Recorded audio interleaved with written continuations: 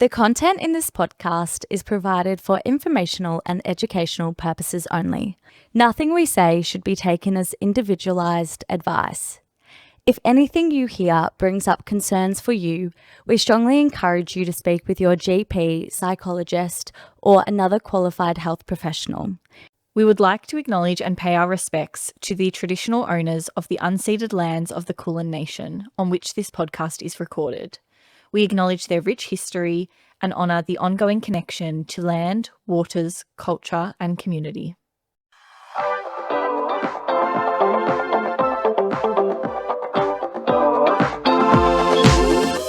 Welcome to This Might Help, a podcast bridging the gap between evidence-based psychology research and your everyday life. We're your hosts. I'm Dr. Lauren Rossetti. And I'm Dr. Kira Hart. Today's episode, we're shaking things up a little bit. Today, we're chatting all about how we became psychologists, so our journey through university and what we studied and the different internships and volunteering opportunities we did and just like our progression throughout uni. Yeah. And then how we've found our careers so far. Yeah. And if you're new to listening as well, you might not kind of know really what we do or kind of Who we are. Yeah, who we are and how we got to be here doing a podcast. Yeah. And we'll be giving you a little bit of background about what we do, and especially given it's like a super, super long journey to become a psych. So we're going to unpack that. Before we do, I guess it's time for wellbeing wins and wobbles of the week. Let's do it. So my wellbeing win this week is Boost Juice. Love. Yep. Love a Boost Juice. Especially if you're Australian, you'll know what a Boost Juice is. So I am a Boost Juice aficionado, I would say. I'm a regular consumer of Boost I didn't Juice. know this about you. Yeah. Yeah. I just find myself in the presence of a Boost Juice store very often. And so I like to pick one up. Yeah. And I have the app. Okay. And so on the app, there's this little tab of the secret menu. Have you seen the secret menu? What's the secret menu? I have no idea. Secret menu, as the name suggests, is a secret menu. Yeah. And there is this Boost Juice on there called Janine's Favourite. After the founder. Yes. Yeah. And it's like mango and raspberry and delicious. It's so good. So that's my wellbeing win. A little, brightening to my week. Yeah. Delicious. My wellbeing wobble is that I've been like extra busy at work, et cetera, et cetera, et cetera. And so I've had like stuff going on after work and whatnot. And so I've had to cancel Pilates or like not book Pilates a lot of days for like maybe the past month. Yes. I have a rolling weekly like subscription to my Pilates studio.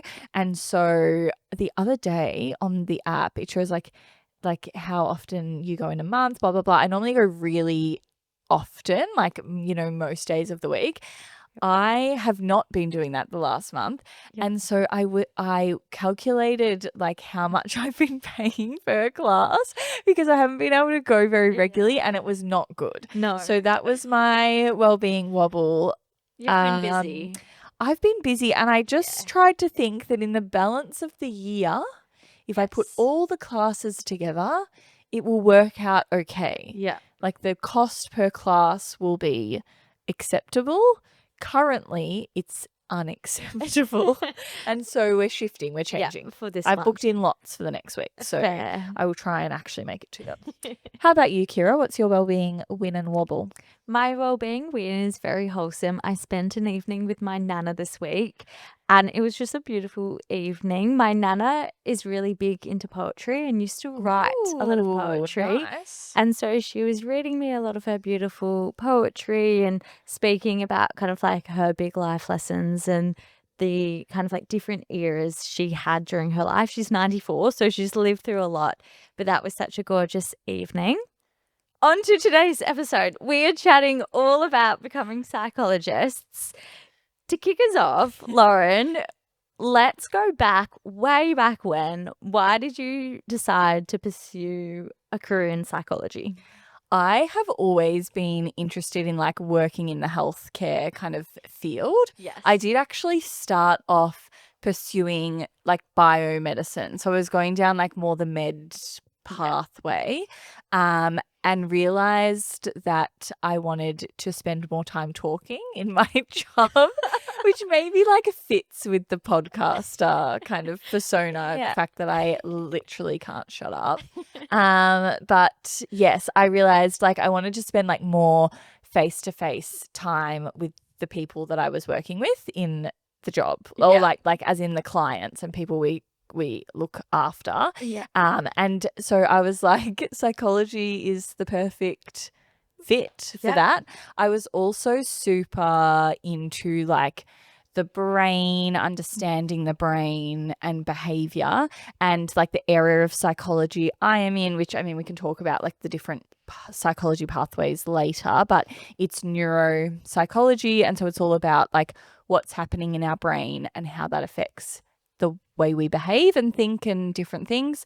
And so that was like the perfect mix of the two careers, like getting to work with people and help them, but also have that like opportunity to really be exploring like the brain and behavior and healthcare. Yeah. How about you? Similar to you, I always knew I wanted to go into a helping profession. When I was younger, I didn't know what that would look like. I considered maybe dietitian, nutrition, maybe a nurse or a doctor. I actually did my year 10 work experience with the nurses at Frankston Hospital and saw the amazing work that they do. But as I kind of like matured a little bit, I narrowed down my focus into I really want to help young women, particularly around body image issues or anxiety, and they were quite big passions of mine. And then I studied psychology as a subject in high school and had a big passion for it then. And then when I was deciding what I wanted to study at uni, I really like psychology because psychologists work in all different industries. You could be in a hospital setting, you could be in a private practice or a school setting or at a larger organization, or there's so many opportunities for psychologists that I liked that I wasn't narrowing down completely on what my job was, but I was being specific in that I want to work with people. I want to do a career that I feel helps people. And I thought psychology enables me to do that. So that's why I chose to do a psych undergrad. Love that. And now you're a psychologist. Yes. 8 years later. Yeah. I was about to say, like, let's talk about how long and kind of what's involved in the pathway to becoming a registered psychologist. And we're talking particularly about the Australian context.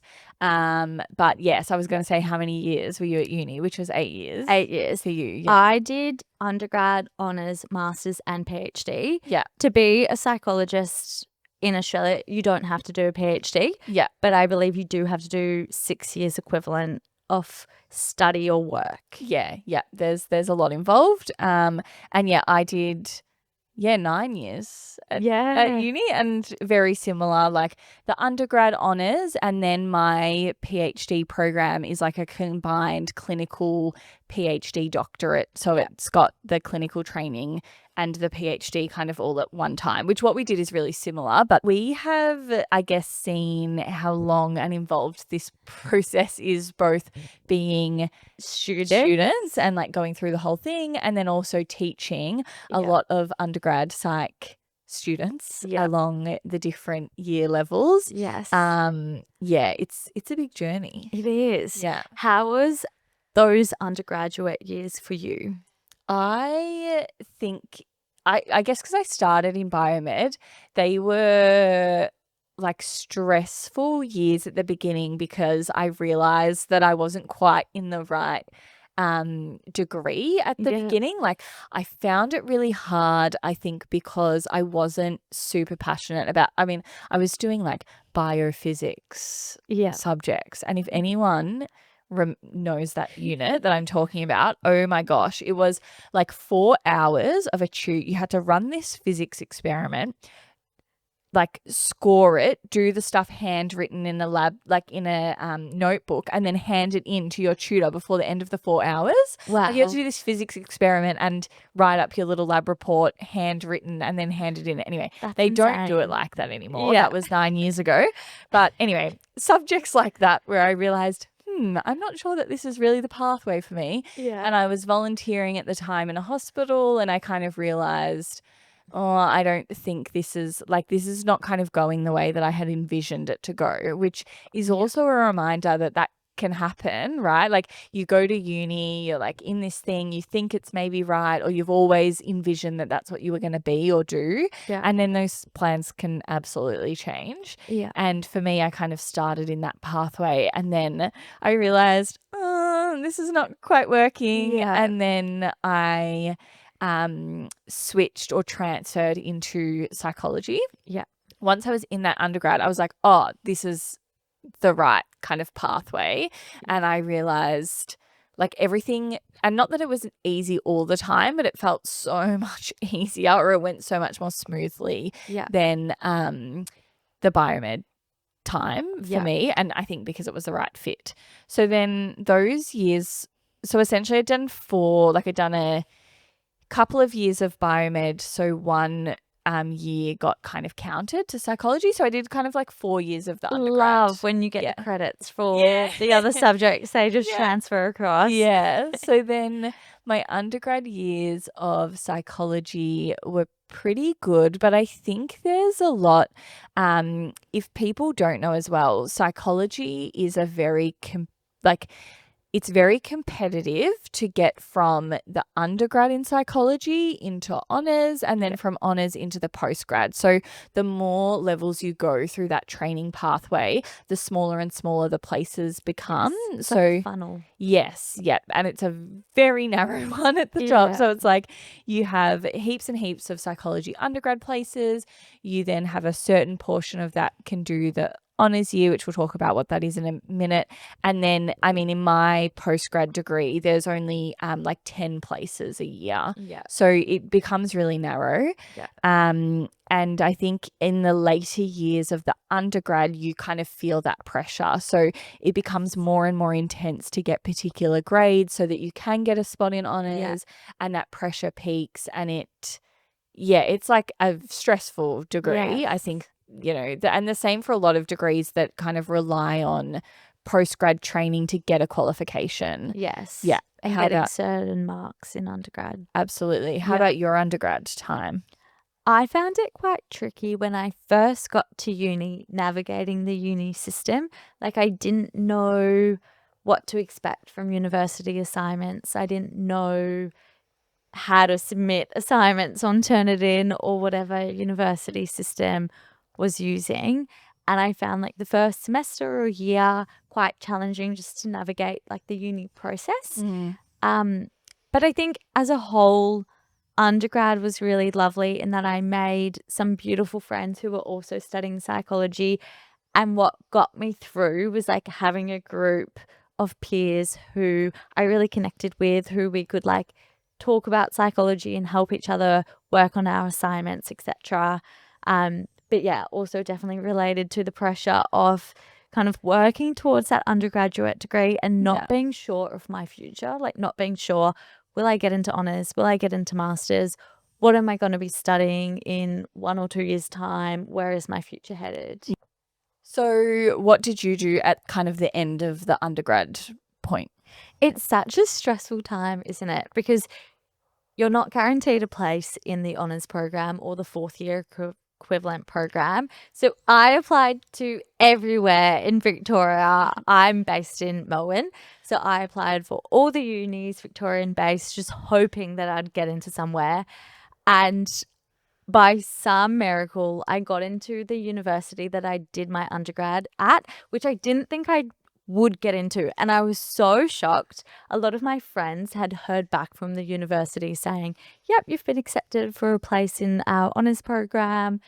And I was still awaiting that email. So I kind of like accepted, okay, this university hasn't offered me a place, but maybe other universities have. But I found out that I did get a spot and I was so overwhelmed with excitement and happiness. It was like I'd been working so hard for the past 3 years. So to find out that I had a place was super, super just wonderful. Yeah. But yeah, honours is a really big year. Yeah. What about you? Kind of what was your experience with honours? Yeah. I was, I guess, at a uni where like if you you kind of have like guaranteed places over a certain threshold of a grade. So I'd kind of been working to try and make sure I got that. I think I just scraped past it. Yeah. And then knew that I was going to go into the honours cohort at the uni that I was at. But I guess a bit of context about what honours even is, because it's like honours, the name does not explain what it is. It's like a additional year, kind of a specialization after your undergraduate degree where you do a research project as well as coursework. Yes. So you do like a focused research thesis where you might like conduct your own little study, you collect data, do data analysis, write up this big thesis. Yeah. And everyone's kind of working in this like cram haze for the whole year where you're writing, and then it's like it has to be submitted around October. Yeah. And I've had honours students, like I've taught into honours year levels at uni, and my gosh, it's so like seeing them as a cohort when you're teaching and seeing the stress and all the pressure that year kind of holds. I don't know, it like when I went through it, it was kind of the year of COVID. Yeah. So most of our honours year was kind of in lockdown. So I was like working in isolation. And so I think you don't see, or I didn't see then, that kind of more group level stress that's happening because you're just working, like, it just, you know, day and night in this little room typing. Whereas when I saw my students and they're building up and getting ready for this October submission, I was like, wow, it's such a stressful year.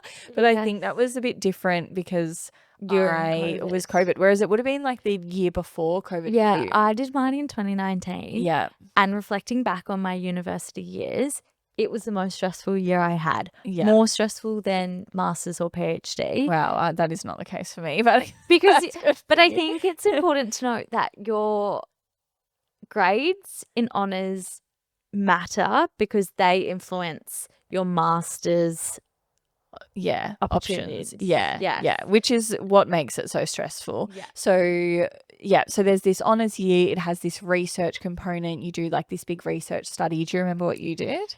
Mine was on Bayesian statistics. Oh, that's very specific. That is very different to what I currently do now. So, and that sounds like something that I have not much knowledge of. My supervisor was a wonderful man, but it wasn't an area of research interest of mine. Yeah. I did mine with like virtual reality stuff in the context of ADHD. Yeah, I don't remember a lot of my honours thesis, I don't think, but it was kind of like, I guess I'd always been interested in pediatrics and research in pediatrics. So that was like the start of that. But yeah, this honours year is really stressful. You're working up to submitting a thesis.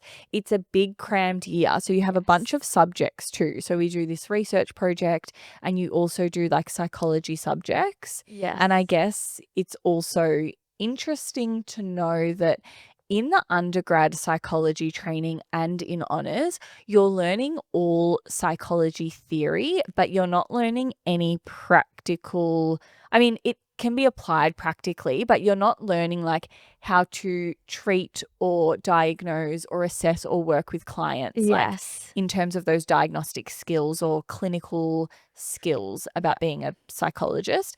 Part of that is because like we're not yet at the level where you're ready to kind of have and use those skills. Yeah. But also because you can kind of go into lots of different fields with a psychology degree. Yes. You don't need to go into the pathway of being a registered psychologist. You can also go work in, like I had friends that went into all different directions, like others that went into paramedicine, some went into like human resources or like the people and culture departments. They went into industry. Nursing, so many different options. Yeah, absolutely. Teaching.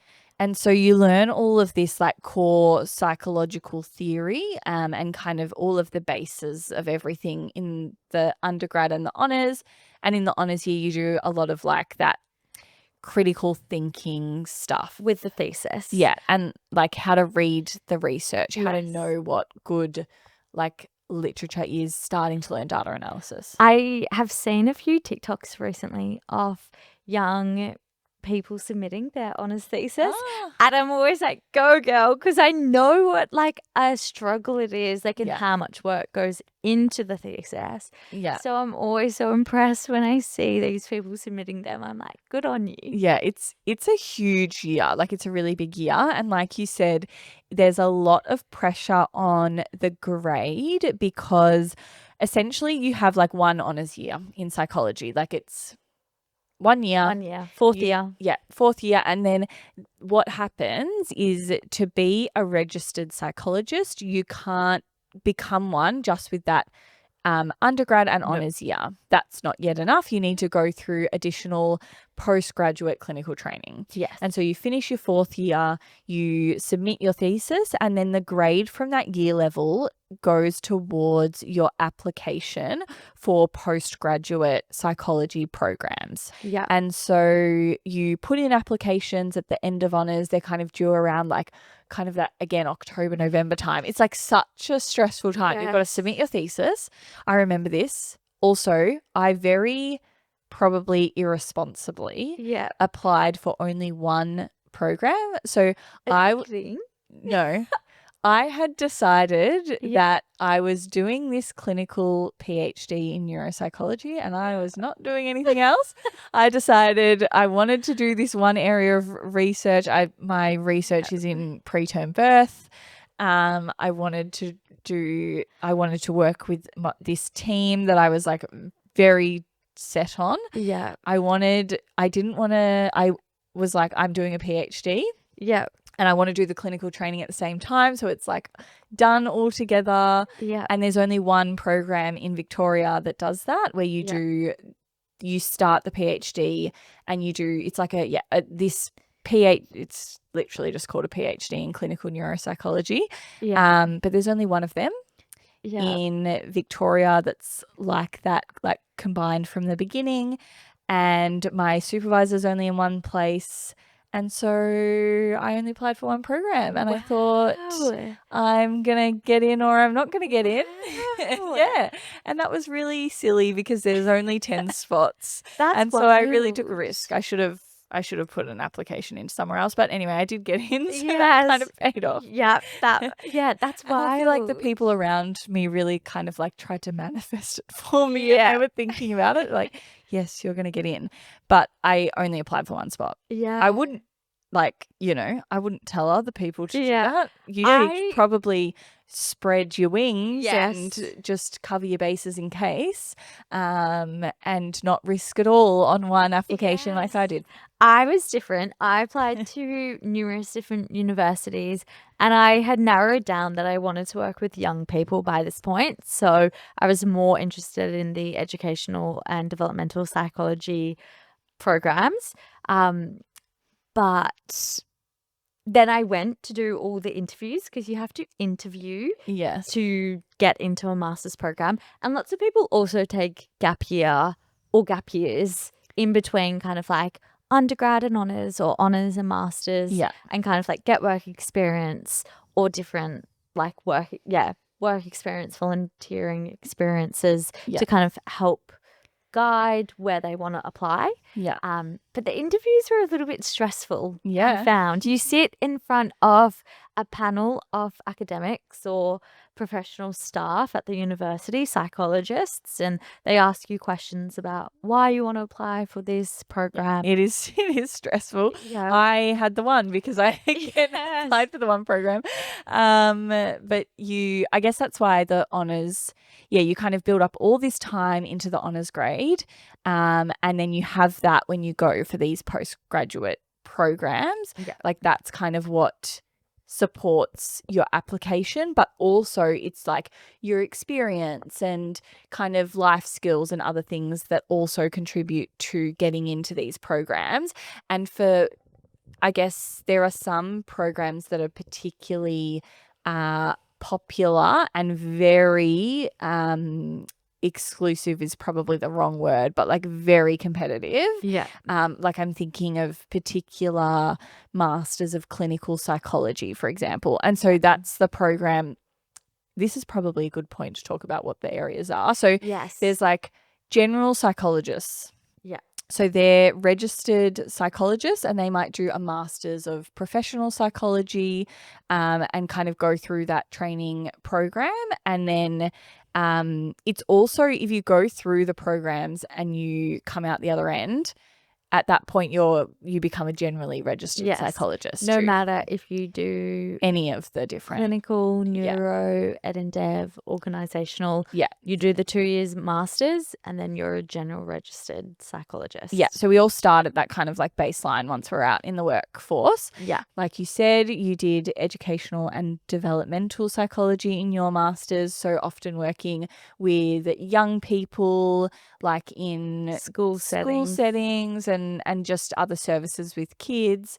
And then, there's clinical psychology, which are like psychologists often working with like different mental health concerns, and that could be things from like in a hospital setting, working with people that are going through like different like health events and other things. It can also be working in like the general community with people with anxiety and depression. Practice.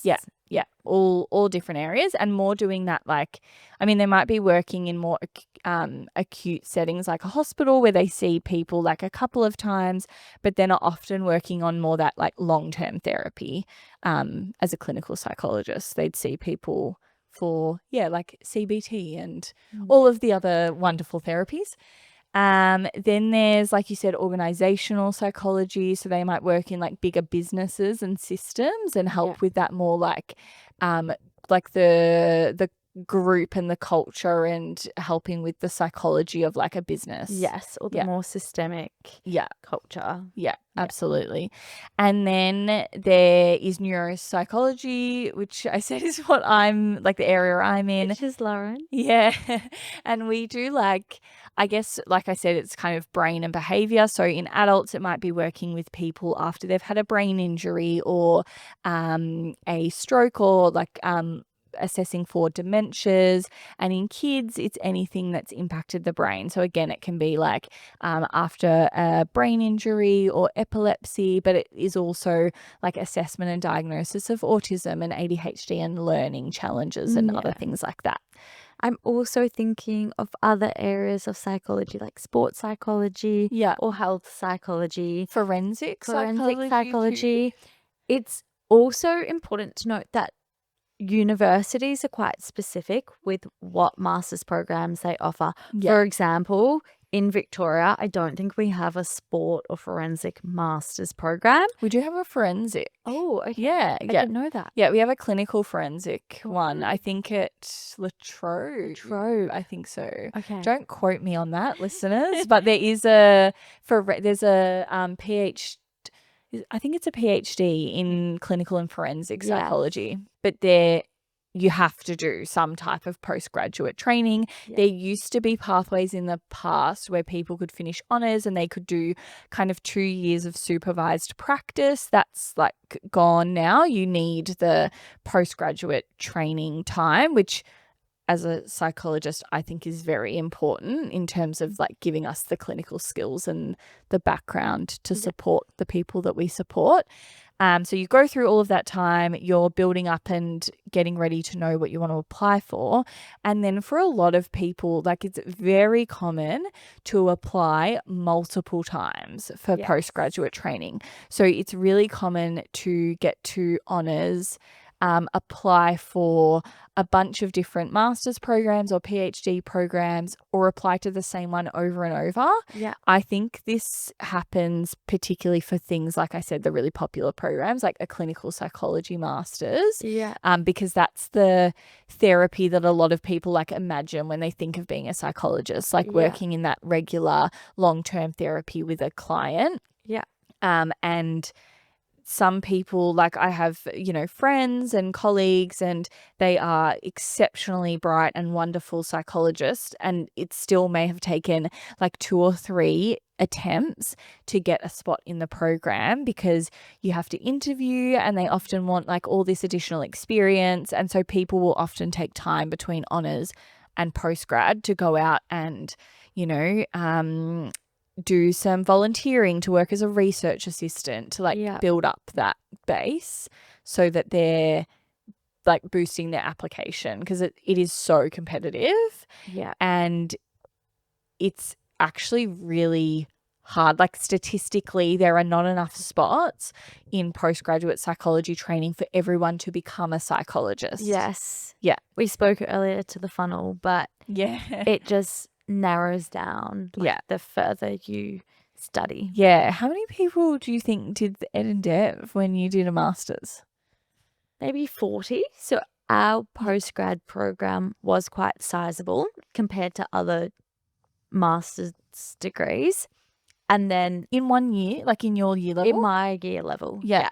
And then PhD was more narrow. There was maybe 5 people.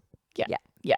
So in your program, like you've kind of just said, you like started a master's in educational and developmental psychology, and then when you do a master's program involves, and I guess I'm talking about a master's in psychology. Yes. But that involves the clinical training. So you start learning like what you do as a psychologist. Yes. So you start practically learning like, oh, okay, this is what CBT is, and this is how I do, which I'm saying cognitive behavioral therapy, but essentially like this is how you do therapy. Yeah. This is like the diagnostic criteria for all of these things and how you would diagnose it. This is how you support, like this is how you actually practically be a psychologist. And it's really cool because a lot of your assignments go from writing essays to suddenly your assignment is video recording you practicing being a psychologist with a peer offering them therapy. Yeah. And then you submit that to your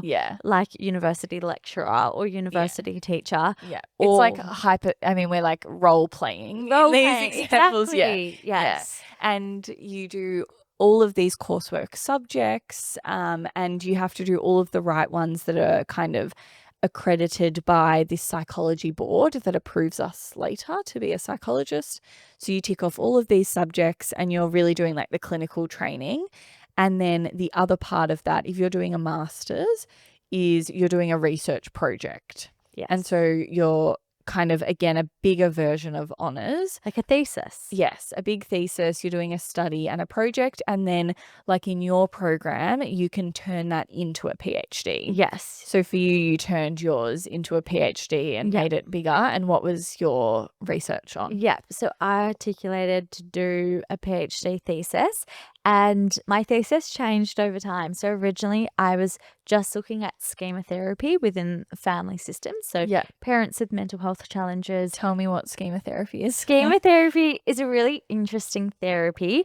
Most of the time you go see a psychologist, you might do CBT, cognitive behavioral therapy, or maybe acceptance and commitment therapy. Schema therapy is a more recent therapy. It was coined in like the 1990s.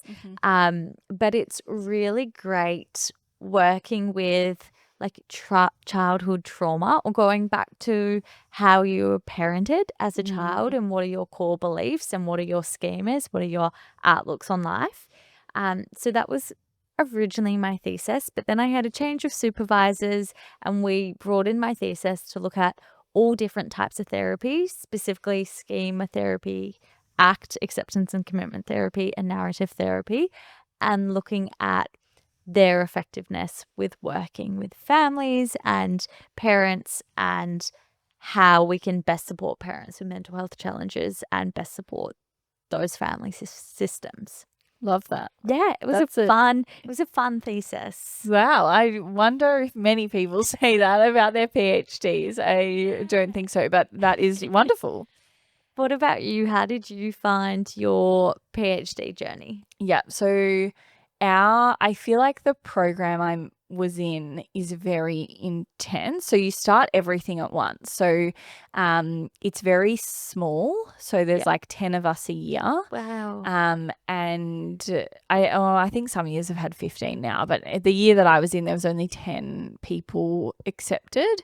And you start your PhD. So like you kind of get into this program, it's full time, and you're like limited with how much you can work outside of the program and everything like that. You start your thesis and planning your PhD, and you're also in like the full-time coursework load of doing all the clinical training. And I don't know if it's just a neuropsychology thing, but there are a lot of assignments. So there's kind of lots of that happening. And then in our second year, we start placement. So in the second year, you're doing kind of 2 days a week of coursework. So like the clinical classes about being a neuropsychologist, 2 days a week of the placement. So I had placements at 3 different hospitals. I did kind of adult inpatient hospital placement, mostly like after a stroke or brain injury or dementia assessments and some rehab stuff. I did another one in like an outpatient neurology service. So again, a lot of similar things, like similar themes with adults. And then my last placement in pediatrics at another hospital as well. And so, you do those placement days as well as coursework days, and then like the PhD whenever you can. But we don't have extra time to do the PhD. I think that's what makes it tricky. Like for a lot of programs or a lot of people, when you do a PhD, it's something you start and you're like, that's the thing you're doing for say 3.5 to 4 years. You're focusing on a PhD and you might be working like part-time around that or doing other things, but you've got like that whole time to dedicate to the PhD. Whereas in these programs, you do the clinical training. And so like for that second year, you're 4 days of like clinical training and placement like together. And so you've only got 1 day of PhD, but you've got the same time frame to finish the PhD as if you were doing it 5 days a week. Yes. It's like so hard. Actually, when I look back, I think, how did I finish it and get to the other side? Lots of cramming. But you did. Lots of very late nights, lots of overnights, lots of coffee. Yep. Very little sleep. Yeah. But then, my PhD or my research was in outcomes after being born preterm, so being born early. And I looked at things like executive functions, which one day we'll do an episode on that probably, but they're like your problem solving, planning, organizational kind of thinking skills. And I looked at if children were born preterm, did it impact those like executive function skills, and how did that look? I did like a little bit of brain imaging stuff in there. And that's kind of what I do in my research days, but we'll talk about after. Actually, maybe we should do that now. What did you do? So you did your master's, you finished your master's, you've done your clinical training, submitted your PhD. Very, very exciting times. A PhD that you thoroughly enjoyed, which is extra amazing. And then what did you do? Whilst I was doing one of my placements, which I'm glad you spoke about placements, because when you're doing your master's degree, your university will support you in being placed as a provisional psychologist in different settings, whether that's a hospital, a private practice, a school, an organization, etc. And you get support through a supervisor to help train you be a psychologist. You don't get paid. You don't get paid. I think that might be changing in the future, but anyway, we did not get paid. One of my placements rolled into becoming paid employment for me. So that's how I got my first job as a psychologist. It just rolled on from my placement. And then I really, really enjoyed that. That was an amazing opportunity. I learned lots. And then from there, I went traveling for a little bit. So I actually had a bit of a career break, but was still kind of chipping away at the PhD. And then I kind of came back to Melbourne, worked in a private practice. I applied because one of my friends worked at the private practice. She really enjoyed it there, got some experience there, and then kind of pivoted back into the school setting, which is where I am now. Throughout this whole time, though, sorry, I should have mentioned, I've always worked casually at a university, being a teaching associate or being a tutor for their undergraduate or fourth year psychology program. Yeah. So that's always been a casual 1 or 2 day a week job I've had. Yeah. And I've just continued doing that throughout the years. Yeah. Yeah. What about you? What about your kind of like transition between university and the workforce? Yeah. The program that I was into, the postgraduate one, I feel like it, I guess you're doing the coursework and the PhD so concurrently that it all kind of finishes together pretty much. So I finished and submitted everything. And I guess throughout the program, I'd also was teaching into the undergrad degree at Monash and also doing like different little, I guess like research jobs at different hospitals and places, and then submitted. And I guess I'm like a bit of a control freak, but and had like very much mapped out exactly what I wanted to do. So I had set it up like quite early before I submitted, but I wanted to do part of my week as a clinician working with children, and I wanted to mostly do work in like the neurodiversity space and like kind of assessment and diagnosis and support for young people. And then so I wanted to do part of my week working as a psychologist and working clinically, and then part of my week as a researcher and kind of continuing on from where my PhD research had gone. And so I kind of set that up. So now I work 3 days of the week clinically, and so I'm seeing like young kids and their families and doing that for 3 days, and then I am doing a postdoctoral like research job, so essentially just like writing papers and doing more research and on the same area in preterm birth outcomes. And so that's kind of like my little split of stuff. So which amazing. Is good. So busy. Yeah. So busy. And then of course we decided, well, actually, what are we missing in our lives? A podcast. What can we add to like the full-time plus lives that we live? We can add a full-time podcast as well.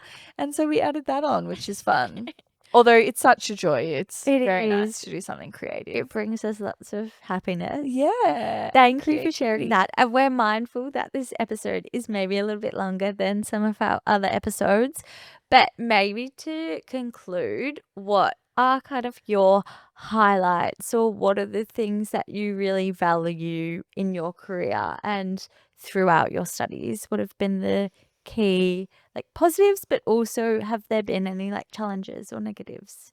One of the biggest things that I've taken away from all of like the training and the degrees and blah blah blah blah blah is the people that I met as well. So just my cohort, and I think because my cohort or year level of my postgrad program was so small, like there's 10 of us, we are so bonded, like we're such a close group of friends, and you know, they're kind of like the friends you make for life. And we were really lucky with the year level or like the cohort that we got. Everyone's been at like a really similar life stage when we started the program and just all meshed so well. So I've been to like, you know, friends in that group. We've all gone to their weddings and been there for different life milestones, and like and still we've kind of come out of or transitioning out of the program and all going off into our separate like different workplaces, but we're still so in touch. Yes. And I think like the people is such a big positive takeaway, and the challenges are maybe the admin, like I said. Also things it just is a very long process. Like Yeah. you really have to know that you want to do it, and you have to be dedicated to the outcome, because it's not necessarily the career that makes, millions of dollars, and it's not a career that's necessarily going to be easy. Like it can be heavy, cognitively demanding work, and it takes a lot of energy and effort, and you've really got to know that you want to do it. Yes. Yeah. How about you? What's your positives and challenges, or maybe challenges and then positives to end? Challenges would be, it can be heavy at times. You're with people during really difficult and challenging times of their lives, and so you are holding a lot. But I must say, I've been very fortunate. As a psychologist, you get supervision, and hopefully you're in a workforce where you do have great supports, and I've definitely experienced that throughout my career. So you are supported through those challenging times. Yeah. And as a psychologist, I feel so privileged in that you are with people during those really difficult times, but it's such an honor to be with people during those vulnerable, heavy times of their life. And it is such a rewarding experience when you're able to help. So yeah, I love my job. It's Yay. lots of fun, and it's challenging, but it's super rewarding. And yeah, every day is different. It's been really nice to share some of this Yeah. with our audience, because we do kind of get stuck into the things, and we have these titles, we're Dr. Lauren and Dr. Kira, but this is, I guess, the journey we've been through to actually get to that point where, we have these qualifications and we're working in the fields that we're in, and nice to, share how that went for both of us. And like you said, it is such an honor. And with this podcast, then we're able to hopefully communicate some of that knowledge and the things that we've learned along the way, and the research that we read and have access to, and help other people, more people. Yes, exactly. And we're super passionate about, if you're an early career psychologist like us, or if you're still doing your university studies, we'd love to hear from you. And we're hoping to build a community that supports you as well. So please get in touch with any comments or questions you might have, or feedback. We'd love to hear it. Yeah. And you can find us on socials at This Might Help Podcast. We're on Instagram and TikTok. The full video version of the episode is also on YouTube. Yeah. Yeah. And the resources, well, there's no resources this week. Yeah. And there's definitely no references. No references other than our lived experience. We'll include hotlines. Yes. We include helplines. Yeah, we have helplines in the show notes, as always. They'll be in there. Yep. And they'll be short show notes this time with no references, but that's all right. We will catch you next week. This is the end of our 20th episode, which is crazy. Can't believe it. Thank you so much for listening. Bye.